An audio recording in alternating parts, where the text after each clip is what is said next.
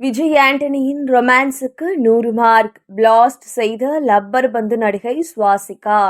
சசி இயக்கத்தில் விஜய் ஆண்டனி, சுவாசிகா உள்ளிட்டோர் நடித்திருக்கும் திரைப்படம் 100 சாமி. அந்த படம் ஜூன் 19ஆம் தேதி ரிலீஸ் ஆகவிருக்கிறது. ஏற்கனவே சசியும் விஜய் ஆண்டனியும் சேர்ந்து பிச்சைக்காரன் என்ற மெகா ஹிட் படத்தை கொடுத்திருக்கிறார்கள். எனவே இப்படத்தின் மீதும் எக்கச்சக்க எதிர்பார்ப்பு எழுந்திருக்கிறது. இந்நிலையில் விஜய் ஆண்டனியின் ரொமான்ஸ் குறித்து நடிகை சுவாசிகா ஓப்பனாக பேசியிருக்கிறார்.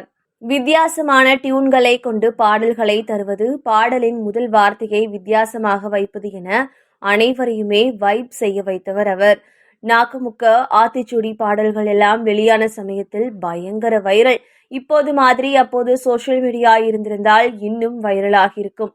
தொடர்ச்சியாக இசையமைப்பாளர் என்ற முறையில் பிஸியாக இருந்த அவர் நான் படத்தில் ஹீரோவாக அறிமுகமானார். அந்த படம் நல்ல பெயரை பெற்றுக் கொடுத்தது. அதன் காரணமாக பிறந்த நம்பிக்கையில், சலீம், இந்தியா, பாகிஸ்தான் உள்ளிட்ட பல படங்களில் நடித்தார். அவற்றில் சலீம், பிச்சைக்காரன் ஆகிய படங்கள் மட்டுமே ஹிட் அடித்தன. பிச்சைக்காரன் திரைப்படத்தை சசி இயக்கியிருந்தார். விஜய் ஆண்டனி சமீபத்தில் நடித்த எந்த திரைப்படமும் சரியாக போகவில்லை. சக்தி திருமகன் திரைப்படம் நல்ல படமாக இருந்தாலும் பெரிய அளவில் வசூலை அள்ளவில்லை. இப்போது அவர் மீண்டும் சசியின் இயக்கத்தில் நடித்திருக்கிறார். படத்துக்கு 100 சாமி என்று பெயர் வைக்கப்பட்டிருக்கிறது. இதுவும் அம்மா சென்டிமெண்டில் தான் உருவாகியிருக்கிறது. கண்டிப்பாக பிச்சைக்காரன் மாதிரி பெரிய ஹிட் அடிக்கும் என்றும் அடித்து சொல்கிறார்கள் திரைத்துறையினர். படமானது ஜூன் 19ஆம் தேதி ரிலீஸ் ஆகவிருக்கிறது. இதில் விஜய் ஆண்டனிக்கு ஜோடியாக சுவாசிகா நடித்திருக்கிறார்.